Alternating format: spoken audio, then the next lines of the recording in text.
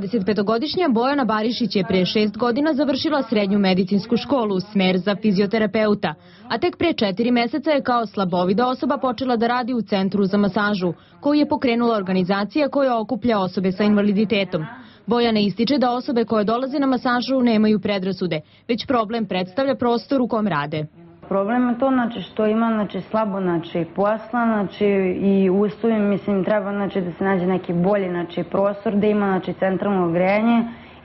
Klijenti kad dođu, zadovoljni su masažom, ali ja mislim da tu ima veze i sa prostorom, ali je hladno. Pored toga što nema grejanja, cena zakupa je visoka, a prostor mali, tako da organizacija osoba sa invaliditetom, ukoliko uskoro ne dobije pomoć, moraće da ugasi posao. Branko Jokić, osnivač ove organizacije i centra za masažu, ističe da je inače u Srbiji osobama sa invaliditetom jako teško da nađu posao.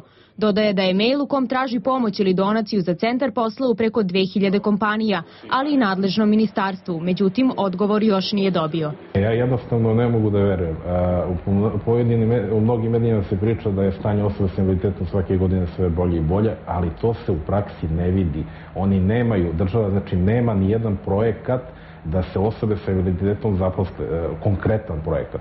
Onda, pazite, oni imaju mogućnost kao da zaposlite osobu sa invaliditetom, ako ste privrednik, da dobijete 40.000 dinara mesečno i 80.000 za opremanje radnog prostora.